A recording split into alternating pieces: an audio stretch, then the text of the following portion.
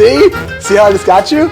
See how like, as soon as you know you're rolling, it's like, oh, wait, I can't say, my friend, I'm not going to say her name. I'm not going to talk about other people.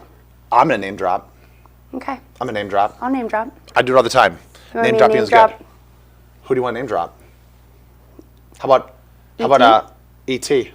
How about you dated the actor from E.T., the little Elliot boy? I went on a date. You dated him? I mean, he had to go do a movie. So he left, and then I left Hollywood. So that was that. Our audio's good, Shane? Okay. Crissie Duran, everybody, dated Henry Thomas. I went on a date. You dated him once. Mm-hmm. He would have dated me more probably, but he had to go do a movie with Leonardo DiCaprio, and then I moved out of LA. So what are you going to do? What movie was that? Gangs of New York. I didn't know at the time. It was 2003, I think. And yeah, we went on a date and wah. But anyway. I didn't offer you any water. That's all right. I bought those waters, actually. These are yours? No, they're yours. Here, do you want to take a sip I before I don't. sip on it? No. You don't want to sip after me because I've been with little kids. Wrestling tournament. Yeah, ooh. So now actually, I definitely would because I actually love germs.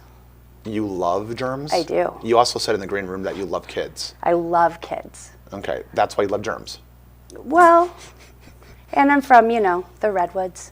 Just the outdoors. And I never get sick. It's the germs. You're from Cupertino? I was born in Cupertino. Shout out to Santa Clara. There's a Super Bowl big game there. Go Niners. We didn't make it, but defeating all odds. Come on now. No. Come on now. No, your running back's awesome. They're all awesome. Bosa, Kittle. Okay, I like both those guys. Run MCM. Yeah. Purdy's doing a good job. Yeah, I like him. Come on. He's awesome. They're all good. But they got to play. Percy? Yeah. Yeah. Guy, they tried to jack him for his wallet. Or his watch. You're naming Still here? really good dudes. You know who my mom dated? Play for Speaking a garbage of city. 49ers. Well, my mom dated Bubba Paris back in the day. See, my grandparents had season tickets on the 40-yard line, I believe, and big Niner fans. We actually even had a mountain house in why can't I think of it right now? Anyway, next to Joe Montana. And I don't know where the photo is, but there was a picture of me sitting on a motorcycle with Joe Montana, a dirt bike, when I was like a baby. Really? Yeah, Half Moon Bay. There you go. Half Moon Bay? Yeah, but born in Cupertino. Very soon, though, moved to Arnold, California. It's a little logging town, like 2,000 people, 4,000 maybe now, and really a vacation place in the summer and the winter. But then I did move back down, lived in Los Gatos, Saratoga, San Jose. Then I went through the 1989 earthquake. Pretty crazy. Did you feel it? Yes. Did I feel it? The earthquake was absolutely terrifying, but then the aftershocks, I just remember as a kid, our hallway was rippling. We had a pool and the water was tidal waving, broke all of the outdoor furniture, busted glass. It was absolutely insane. That's incredible. Yeah. Then moved back up to Arnold and had just the best upbringing anyone could ever have. I literally, even in high school, 30 minutes I had to drive off the mountain each way to get to my high school.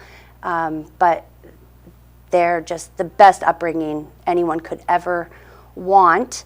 As an adult, I think, how could I have ever left the most beautiful place in the world? Yeah. I grew up 3 miles from a state park with sequoias as big as 30 people holding hands around them. But I had, big hopes and big dreams and kind of wanted to see what else was out there. Funny, I made it all the way down California and then Bowen, Illinois. Big village of 400. Bowen, Illinois? Wild. So you went from that to Bowen? Well, no, I went to school, Sacramento, and then I went to Santa Cruz, and then from there moved to Hollywood, and then from there, San Diego, and then wound up in Bowen. For a split second, then I got to Quincy. But why? Okay, so I don't want to skip over the California stuff. Yeah. So whenever I'm giving San Francisco a hard time, the truth of the matter is, I think in terms of the macro and microclimate and everything that California has to offer. Yeah. In terms of its natural resources and the weather and just being over there. Yeah. It probably, and I got to be really careful how I phrase it, but it probably is the best state in the union. It probably is. At one time. No. Ooh, I'll probably get in trouble for Why? that because Whoa. my family's all still there. What do you mean at one time? You think it's gone downhill? Well, I think unfortunately somehow we're, kind of ruining one of the most beautiful places in the world. How I so? stand on that. How so? Well, See? yeah. See what you just pinning yourself into a corner, I know. Crissie Duran. I know. So listen, I think it's really important to understand when we're talking about these things so I consider myself from Chicago. Mm-hmm. Okay? You talk about the 49ers. Mm-hmm. When you talk about the 49ers, I have to talk about the Bears. Okay. And I've said this before, this isn't new, but I lived down the street from Walter Payton. Very Walter cool. Payton, so back when I was watching Joe Montana, Jerry Rice. Yeah. Ronnie Lott. Ronnie Lott, right. So those Steve 49ers. Steve Young. So when I was a kid, the Deion 49ers. Sanders. Yeah, I could keep going. That was way. Come on way, now. Way later, but it's important for people to hear. It's like, okay, wherever you lived, whatever you like, whatever you think is beautiful, things can be tarnished, and it's really hard for me to say, oh, I'm from Chicago, because I'll have some of the Chicago haters in Quincy. The Chicago haters. The reason why they hate on Chicago is Chicago's a blue city. Okay. It's a political thing. That's so silly. It's politically based. When did that all happen? I'm Well, sorry. It didn't used to be like that. I know. Like, come on. I know. Chicago's great. But something changed. Yeah. Something changed. So, I don't like Chicago politics. Mm-hmm. And you're not saying it. You're saying it, not saying it. You're being very discreet, very nuanced. I'm not saying the politics thing at all. That's really not what I'm saying. I just don't roll like that. Like politics, I don't understand why we've gotten there. So that had nothing to do with it. Okay. Where you're from. Yeah. I have not been discreetly in your neck of the woods, but I've been to California half a dozen times. Okay. And every time I go to California, the streets are perfect. I mean, I've driven across from Las Vegas to LA. Yeah. Cross all the way across there through California. I did too. The highways are perfect. They are. The roads are nice. Yeah. I mean, I remember I went to go visit my cousin last summer, and she was just maybe a hop, skip, and a jump from Laguna Beach. Okay.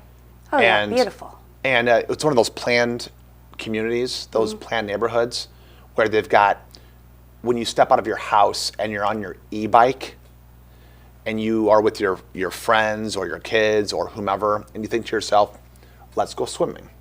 It will always be a nice day to go swimming. That's true. And you've got 17 places to choose from, and it's all paid for by your HOA. Yeah. Okay.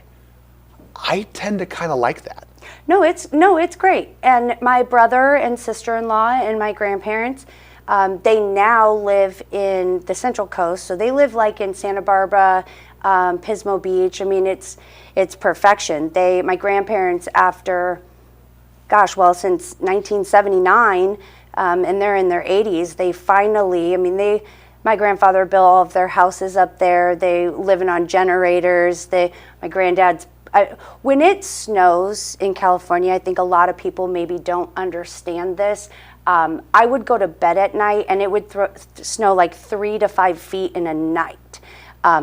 Here it's different because it's so cold it doesn't really snow. So over there it doesn't really get much colder than the 30s or 23 I think they're all having right now, and they're freezing. So, but it snows a lot. One of my first cars was a convertible, and my mom and dad would truly wake me up in the middle of the night and make me shovel the snow off the top of the car, which I look back now and I'm so grateful for that because I know how to take care of myself. I can change a tire. I can parallel park with one hand. I can drive a clutch on a steep hill. I mean, they made sure that, a mountain girl. Like, Are these the 80s? I was born in 1980. Yeah. Okay. So, the 90s is 90s. when. Yeah. Okay. So, because 96 would have been when I was 16. But, we would wake up and there would be so much snow on the front of the door and we'd have to dig ourselves out so we could literally walk, I'm not going to say uphill both ways, but literally walk down a hill to the bus stop and then have to walk back up that hill. No one was coming to get us, but I didn't care about that because I just wanted to go. I'm still like that. I just wanted to go anywhere and everywhere. Was childhood the best part of your my life? Yeah. Okay, so even like if your kids are watching, what's your take on that? Yeah, so I had a really close group of friends. We just, and maybe that, I don't want to say it's because it was such a small town, but that we were really, really solid. And we just did all the things. Those were kind of the years where, remember that commercial at 10 o'clock, like, do you know where your children are? Our parents had to be reminded that they had children. Kind of wish like that was where I'm at because it's not the same now. But I was sneaking out to run in the moonlight and skinny dip or make out, or we were running through the trees. I was just talking to a friend of mine, and I'm honestly so lucky. I used to run across a ridge, like 3 miles. I ended up being a really fantastic runner. I went to state all 4 years, cross country and track, broke records. So sometimes I think okay, maybe that had something to do with it because the elevation was like 6,500, and I would sneak out of my house and run across a ridge just to sit under the moonlight and maybe kiss a boy or go skinny dipping with my friends. But we really did. We just had the best childhood. There isn't anything I look back on and just, it made me who I am. It's really something that I think a book could be written about. I grew up 45 minutes from a snow mountain, and so I had one of my jobs. I was a snowboard ski instructor. I taught little kids. I used to just ditch school and hitchhike with a snowboard. My senior year, I had to do Saturday school. I feel like a lot because they weren't going to let me walk. I was going to graduate, but my mom was like, you're going to walk, because I would just ditch school to go wakeboard or snowboard, and that's just the way that it was. So how does that work in California? Because I hear this a lot where they say, oh, you can wakeboard and snowboard in the same day. How does that work? Totally. So what is really interesting where I grew up, I would say that I think the mountain, Bear Valley Mountain, is like 9,000, maybe 8,500 elevation. And then where we went to high school in Angels Camp, I don't know, that probably was like an hour to an hour and a half apart. But yeah, you could literally drive, you could be snowboarding and then go to the lake and wakeboard. And we did, and it was incredible. Do you think that, because I generally know, I think my kids and your kids live less than a mile from each other. Yeah. Okay. Which I feel like we've put them in a really good spot for they are in a really kids good in Quincy. Your kids particularly are, it's so close. Same spot. Right. It almost feels like the same thing. It's a little bit different because I'm like right on the fringe edge of that. Yeah. But that neighborhood, like your neighborhood specifically, in my opinion, is, I'm going to go out and say this because I think this is a big thing to say, one of the neatest neighborhoods from an architectural standpoint. Yeah. Period. In the country. That is in the country. Yeah, this California girl, I've lived on 3 different houses on Maine. I live on Jersey now. I strategically put myself there. mainly because you just don't find that in California. I mean, you don't find that. I've never seen, my home is, almost over 100 years old. And I absolutely love it. I mean, it's old and it's got its things, and the floor, sometimes moves or whatever, but the woodwork and just the structure and the homes around me, there's just nothing like it. I feel very blessed to be where I'm at. Do you feel like our kids are a bit shortchanged from our experiences? Because, if you were born in 80, I was born 3 years before that. So my sister was born in 80. And so she's a true 80s baby, 80s, 90s. I mean, when we were born, people refer to that as exennial, which is the bridge between the Gen Xers and the millennials. Like, for example, exennial can mean something like when you were in school, you experienced the very first time that somebody put a computer in a school for a child. Yeah. So I'm guessing in California, I'm guessing you probably remember a time where all of a sudden the Apple IIe is in a room somewhere, and maybe I'm projecting onto you, but I can tell you how it worked up in Chicago suburbs. I'm in school, and then one day we get an announcement from the principal that somebody donated 2 Apple IIes, like teeny tiny monitor, massive, huge block, monitor. Yeah. And we would play games on this thing. Mostly it was math games, and just really stupid games, like nothing major. 4 plus 2, and you type in the answer, and then a flower would grow, like a pixelated flower would grow. Yeah. So I remember. Here's the thing. I think we were a little bit behind the time because we were in such a mountain town. I feel like I was more. I definitely think I was either in middle school or high school, and I remember my mom. She was a loan officer, big realtor. I mean, she was a professional, and it was a very long time until we got like a computer that had the dial-up. But like right when that had, like she had the bag phone in her little BMW, and But yeah, I do feel like it's probably happening a little bit more down in the city area. So maybe you got a computer later? I had a dial-up computer that my mom... Do you remember a computer in school?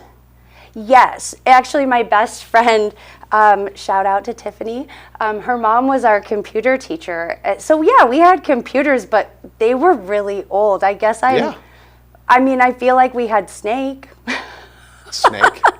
Remember, like, the little snake game? The game? I think that's all we had. I don't know. We had something like that. It was on a Tandy 1000. I talked a lot in school. I didn't really pay attention. I mean, there were computers about there. Computers? Yeah, you didn't. You weren't even in school. You were. Climbing sequoias. I really was. I wasn't, but you know what? Look how I turned out. Yeah, you did a good job. Thank you. They did a good job. They did a good job. My friends, my family, the people. So, tell me about your experience in LA. So you kind of, did you have a good time? Yes. Was it fun?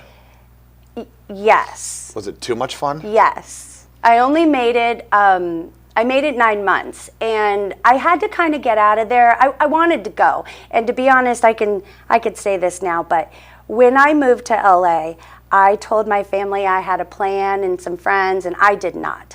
I packed my car and I moved, and I slept in a church parking lot for the first 2 nights in LA with no idea what I was going to do. But on that 3rd day, I got a job doing hair and makeup on like a little runway kind of catwalk modeling show, and met a girl who was beautiful, 6 foot something from Hawaii, and she was looking for a roommate, and she took a chance on me. She introduced me actually to the people who own Bumble and Bumble hair product, and they hired me, and I was going to start a job in their salon at the W Hotel on Rodeo Drive, and I left it all for a boy in San Diego, and quickly once I was literally but yeah, so LA was fabulous and super fun. I didn't really connect too much with people there. It just isn't my speed. Like, I am a earthy kind of hippie, like, good-hearted person. I don't want to, I shouldn't have said that. That's hilarious. That's hilarious. And like, I don't know, I would meet people and they just like want to talk about what they had or like what they were doing, and I just don't care. I don't care at all. Like, I want your vibe, like I want to move, I want to shake. And so it was fun, but I knew very early on I was not going to meet my soulmate. I was not going to live there. So I followed a boy to San Diego, and honestly, the second I got to San Diego, figured out that wasn't going to happen. Okay. And, you know, so, and then his roommate actually kicked him out and took me in because I was way cooler. And yeah, and then I met someone who was from Bowen, and that's how I got here. But San Diego was a really great time. That was probably maybe my craziest time. Okay. I rode motorcycles. I did a lot of motorcycle stunting. I raced Lamborghinis on 5-lane freeways. I ran from Ghetto Birds, where like we'd have like 50 to 100 bikes doing stuff, and then all of a sudden you got a chopper with a light on you and you got to go. And I did. I never got caught. You make it to where you go, and you got to get to the airport because they can't go into like where the lines or the power and everything is. So I always got away. Do your friends in Quincy know your stories? I mean, do they slip out occasionally? Sometimes. Some people do. I don't really talk about a lot of it. Some of it seems a little like crazy that it could happen, but honestly, like when you're in LA, it's like a normal Wednesday. Like, you go out and you party until, I don't know, 3 o'clock, and then you go to somebody's mansion, and then they have like a nightclub in their basement, like a legit nightclub in their basement. Thank God I never made it to a Diddy party. I might have gone. I don't know. I probably would have gone. But I went to parties. I probably would have gone. Well, I went to parties like that, but that was like every single night. You know, it's just almost unimaginable. It's such a great time. So I lived in Santa Cruz, and even that, I was thinking, actually, one thing I'll share, I was thinking, we used to drive up to San Francisco, and one time, my girlfriend and I and some people, we'd throw these like pop-up kind of rave parties, and they were like in people's business offices, and like, I mean, I guess as a kid, I thought like a cleaning crew was coming, or like somebody was doing a 9 to 5 or like a 7 to 5 that day, but I don't know how that even happened, because I mean, everyone was dancing on tables, and it was crazy. Yeah. And then I was leaving San Francisco by like 3:30, 4 a.m., and then opening a coffee shop that I was running in Santa Cruz. And then I was going to school, and then I was watching boys surf, and you know, and doing it all over again. I did not sleep, hence the coffee, and I still love coffee. Oh, I love coffee so much. I've had a lot of coffee today. Have you? Yeah. I've had less than normal. Yeah. But yeah. But you know, I wouldn't trade it. I wouldn't trade it for anything. I feel like maybe it was a little bit safer of a time. Maybe not. My mom did tell me some things in my life that really just terrified me into being still good. Like, I was super afraid of like getting myself into certain situations, but I still, like, I was talking to another girlfriend the other day who was one of my childhood best friends, high school best friends, and she was like, every time I hear that song Intergalactic, I think of taking your convertible down to Oakland with a bunch of girls to meet some rappers and then go backstage at Intergalactic Beastie Boys in Oakland. Like, I don't think I was really allowed to do that, nor did I tell anyone. How old were you?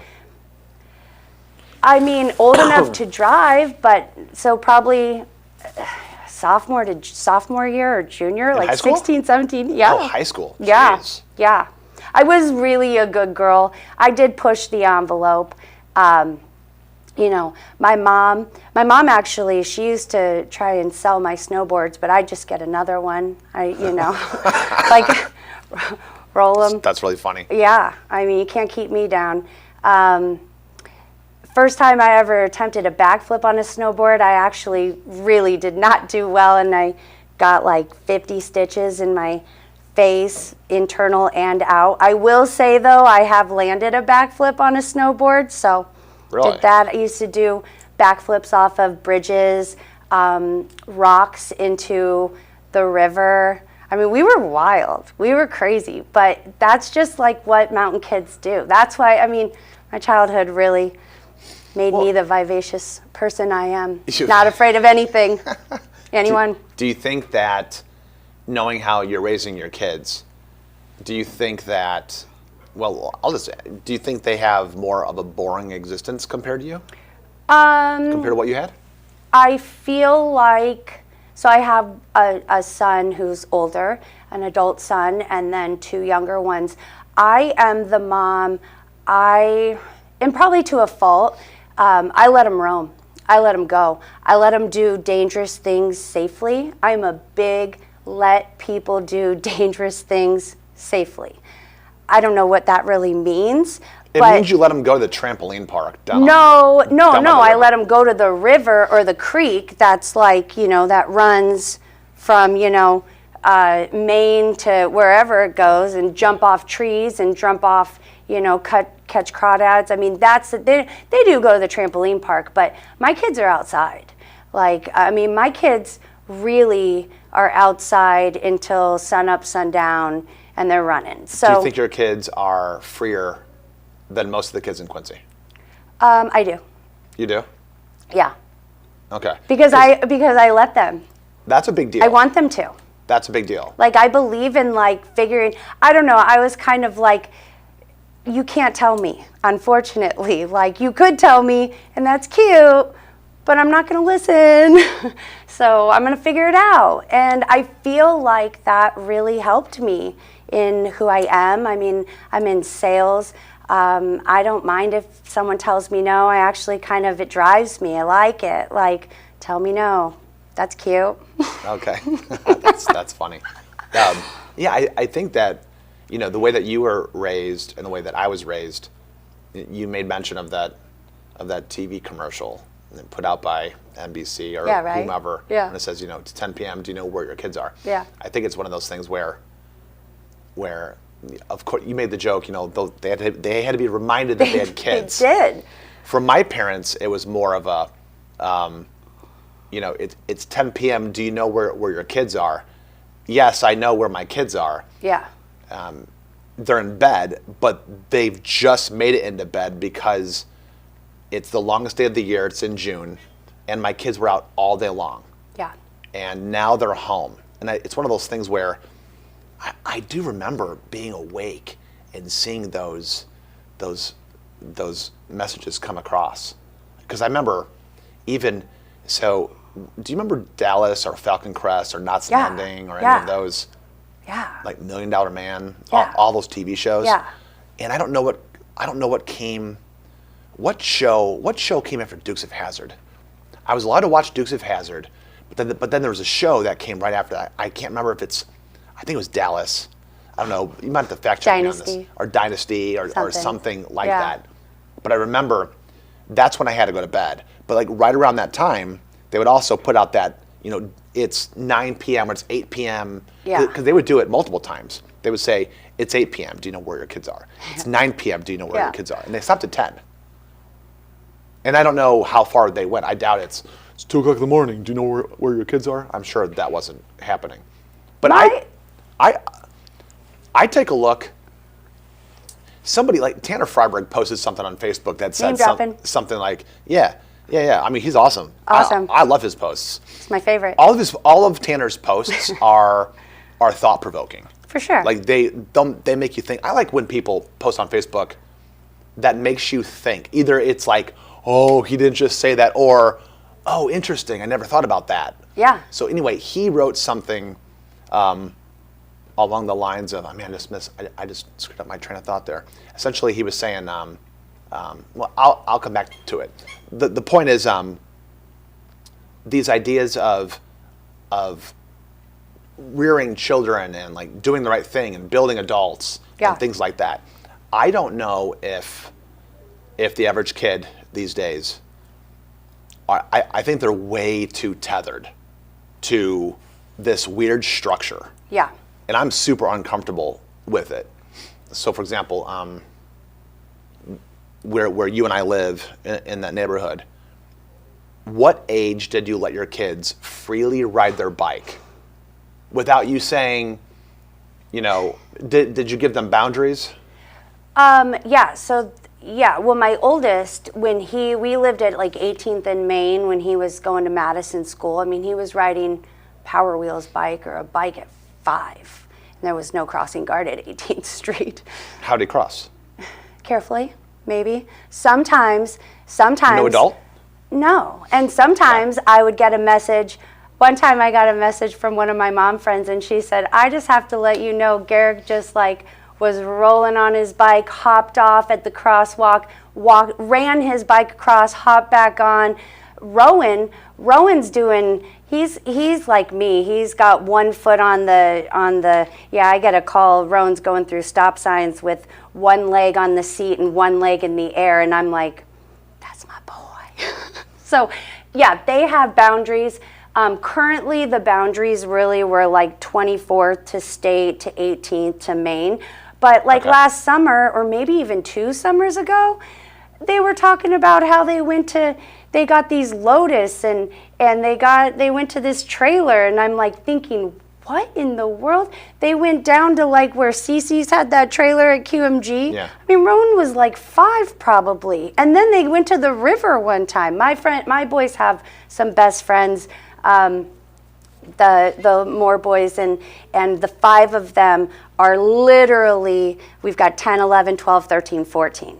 And they have been best friends. They met during COVID, kind of the time that I was like, okay, you can go ride your bike, but don't stop, don't talk, whatever. Well, Rowan like rolls up to these kids' driveway and he's like, says whatever, and they've been best friends ever since. And I mean, they run wild, but they're doing it. They're doing it. Yeah, I'm trying to figure out with my kids. It's so weird because I was allowed to ride my bike wherever I wanted to go. Yeah. And this is up in the suburbs of Chicago. And I rode my bike everywhere. I mean, I rode my bike. The bike is like your first taste of freedom.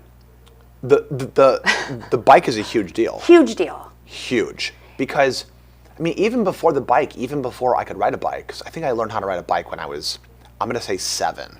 6 or 7. Okay. Probably 6. 2 wheels, right? We're talking about no training wheels, just go. Okay, Yeah. I was 6.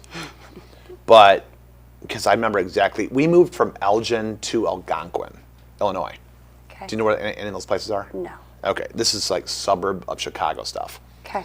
And I remember before I rode my bike, I would walk for a couple, 2 or 3 miles away from my house. Mm-hmm. That's far.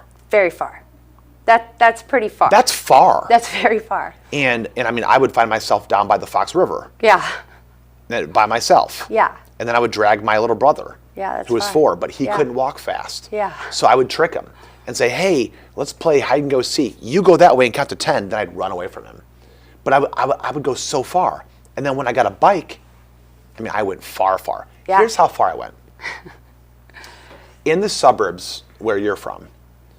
I'm from suburbs. Not The mountains. Mountains. Geez, there's no suburbs over there by the mountains. No. Okay. Gosh. So, okay. Nothing against the suburbs. In LA, Yeah. you can be in Santa Monica. Yeah. Or you can quickly be in Venice. Yeah, probably faster on a bike than in a car. Yeah, because Yeah. I mean, you can just like take Yeah. the boardwalk. Yeah, it's not like that. Yeah.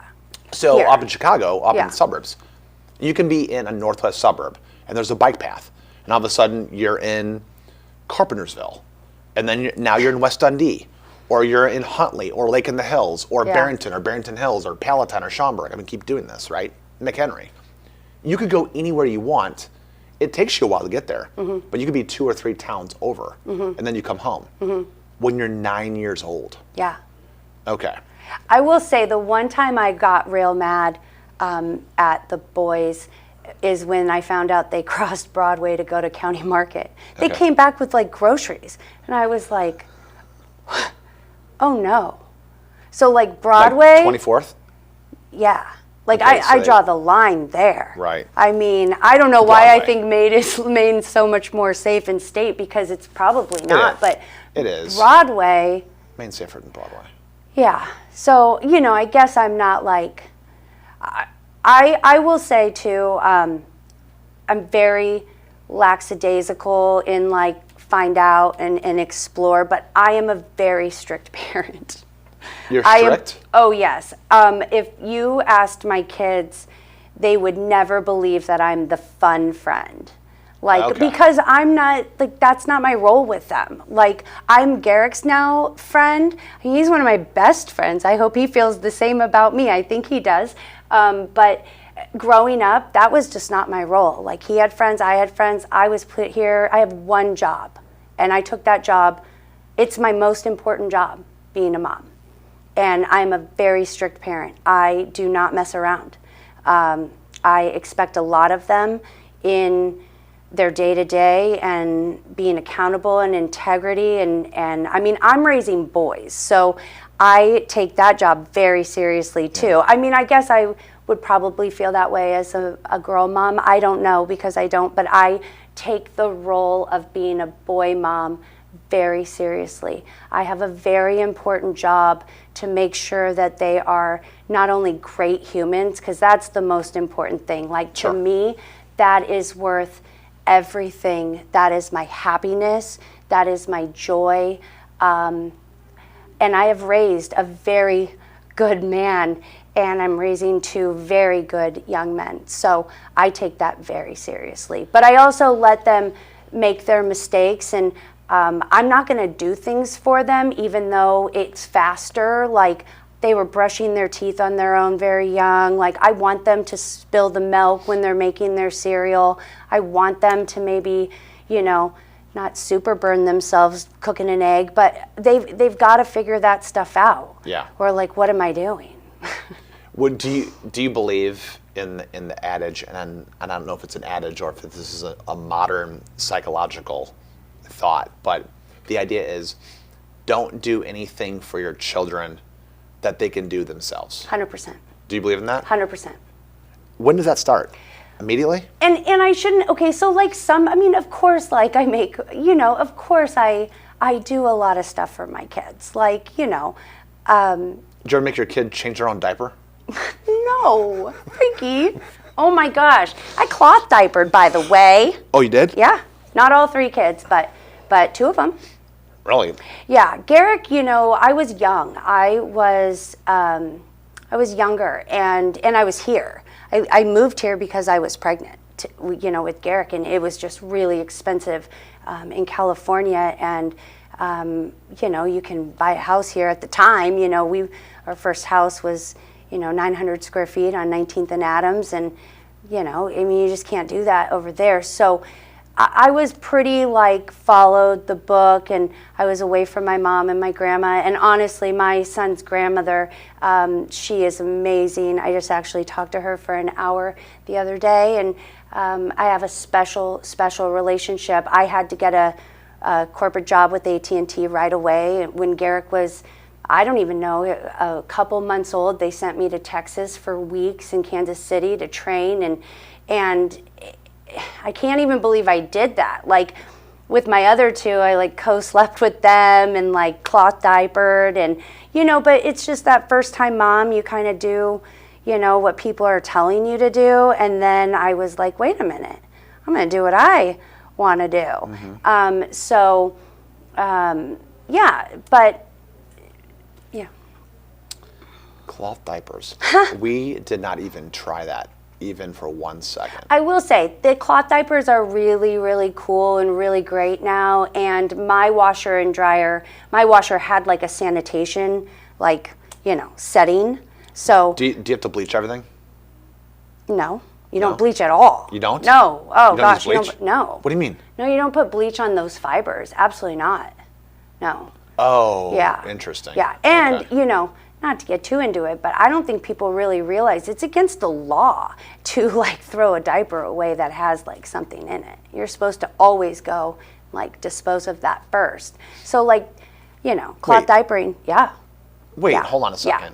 You can't throw a diaper in the trash can? You're not if it has something in it. Like poop? Yeah. You're supposed to go. What are you talking about? I'm telling you. Is You're this not a supposed thing in to. Quincy? It's a thing in the world. It sounds like What? It's a thing in the world, in the I mean- country. You're supposed to. I know. Yeah. So. Wait, but those diapers, like all the Huggies and all the different kind of diapers, they've all got Okay. plastic, and I mean, no. I know. Are No, you serious? yeah. Google it later. Okay, well, I broke the law 100,000 times. Everyone did. Everyone did. Yeah, everybody's throwing their diapers in the trash can. Well, you're Everybody's supposed to doing put your that. diaper in the trash can, but not with anything in it that could not be in it. Oh my Let's just say gosh. that. Okay, moving on. Next question. Enough about. You want to talk, or I'll just talk about how much I love kids and how much you don't love kids. Yeah, tell me how much you love kids. Yeah. Tell me You about know this. how much I love kids. Yeah. I mean, I love kids. I was a PTO president for 10 years. I threw myself into being a room mom, threw myself into QPS. I threw myself into the Children's Museum, which we're building a Children's Museum, people. We've got a Children's Museum, which Yeah. is thriving and wonderful, but we are truly more than halfway to getting into that space. And it is going to just be amazing, not only for these kids, but for this community and for Quincy in itself. I mean, we have proven that people are traveling here from all over, and then they're staying the night, they're eating in restaurants. But I love kids. I love anyone's kids. I don't know if I've met a kid I don't like. There's never been a kid that I wanted to slap. I don't think. Really? Yeah, ever. You've never coached a youth? I coached all of them. Sports team? Soccer, yeah. I coach them until it gets serious. I'm just the cheerleader. I'm a cheerleader. And so through my life, I'm a hype girl. So herding cats is where I thrive. I'm going on a ski trip, taking my kids. I'm taking the 3 other boys. So I'm going on a ski trip by myself with 6 boys. And I am going to be in my prime. And 3 of them don't even know how to ski. So I'm so excited. I get to teach them. And I kind of taught the other ones. I think Garrick would say he probably taught himself, but I put him out there. But the other ones I taught, and I've got the patience, and I love it, and I can't wait. I'm so excited that my friend, Galena, Yeah. we go up to Chestnut, which I honestly feel so bad. I really deprived my family and my kids of that place because being from where I'm from, I am from Tahoe, the real mountains.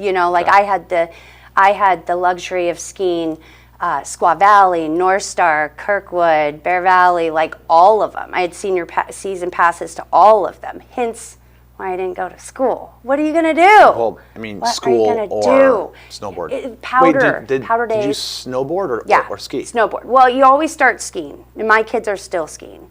Okay. Garrick started snowboarding from the get, but he started kind of later on in life. But Why do you start with skiing? I think that's the fundamentals, and I believe in fundamentals. Okay. So that's where you really learn the balance. And snowboarding's really, it's a different. So I was put on skis at 3. That's the earliest. And by 5, I was ripping. So, and I think I started snowboarding by the time I was in middle school. And I still snowboard. Okay. Are you going to snowboard when you go with the boys? Absolutely. Okay. I'll snowboard every day now, and so I'm super excited. Yeah, my friends are going to let me take their 3 kids and teach them all how to ski. They're going to come back knowing how to ski.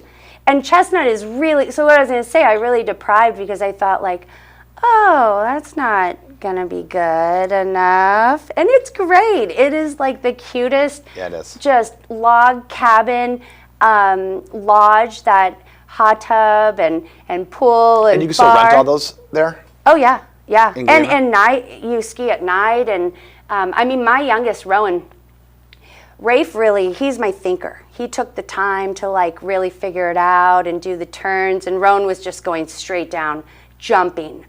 He's me. But I can't even go as fast as Rowan. He and the chairlift guys, he's just going. He's going. When are you going? In 2 weeks. We go the 19th through the 22nd. What happens, because I looked at the weather forecast, it's starting to heat up a little bit. Well, I know. 50, 60 degrees, possibly. Really? Well, not in Galena, but I literally have until tomorrow. But Galena's 2.5 hours away? Cancel the trip. Usually this is, don't go next Monday. Look at those. Well, they have tons of snow right now, Frankie. It's not going to melt. They also make snow. Yeah, but doesn't it like get all? But doesn't it when it warms up? Doesn't it slow you down or no? Or can you? Does it matter? I mean, I'm being all negative about it. we went one year. The last year we went, I do remember like there were kind of like patches of like the ground, which is like not great. But I mean, you make it go. You make it. So gosh, I hope we get some more snow. Ever been to Andalusia? No. That's like the little mini Galena. That's when like, I think you start at Andalusia. I don't know if I could go anything minier than Galena. Galena is like teeny tiny compared to what you're used to. Yeah. I I mean, mean, when like you take a ski lift and you're skiing down for like 5 or 10 minutes, like you're really going, and then you could even go farther. I mean, right. You're like the kids that I grew up with, the guys. I mean, and I had girlfriends, but like the guys, my girlfriends really didn't hit the mountain. I just have always ran with the boys because I just go.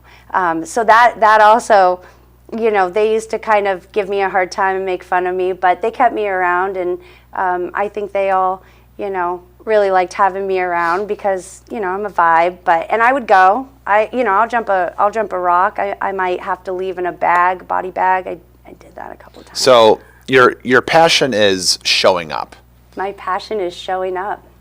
So that's so interesting. I've never heard that before. I love that I know, I thought about it because you said, what's your passion? Don't make it work or family. But really, my passion is showing up every day, like in the way that I get dressed. You said earlier, like you and Tanner kind of do those posts that like shock people, whatever. Like I have little one-liners. I think I'm like a queen of a one-liner. But a photo is kind of what I do to kind of add a little shock value or whatever. But yeah, I think from the second I pick out my outfit, from the second I show up on time, for the second that I don't say no. Sometimes people are like, do you think that's like a negative thing? Like, do you think you need to learn to say no a little bit? And sometimes I think about it, but no, honestly, like, no. I got one day I'll take a long nap, and until then, whatever you got, throw it at me. Let's go. I mean, I have a friend who just offered me to come out and snowboard right now, and we can snowboard out there until May, so I think I am going to make it out there. You can snowboard where until May? In California, okay. back north. May might be pushing it back in the day, but I mean, yeah. So anything. I had somebody message me today, and they were like, "I think I'm going to take tomorrow off. Do you want to ride around?" And I was like, "Yeah." I raced a. Hey, to whoever has the white Acura who tried to race me last night on Broadway, sorry about you. My windows are so dark; they don't know who's in the car. Right. So it started like right before 25th on Broadway, and they pulled up. I was just minding my own business. I had hit the sauna at 30 hot. Okay. I was going to pick up my groceries at Walmart, like a mom. Yeah, that's yeah. All moms and do all this. Thank you. And all of a sudden, this white Acura just pulls up and does a little room room, and we were gone. And we went all the way through 36, and I got him before we got to Hy-Vee. So that's why there's so many cops on the street. That's why. Because of all you hot rodders out there. But you know what? That happened to me too. One time, San Diego on a freeway, and a Lamborghini pulls up. We're on a bike, and we're gone. Amazing. I have honestly never seen a car stick with a bike. I mean, no. They did. I mean, it was incredible. Yeah, cars Probably usually can't stick with the bikes. Definitely top 10 experiences in my life. 135 miles an hour. That's 135. how I wound up in Bowen.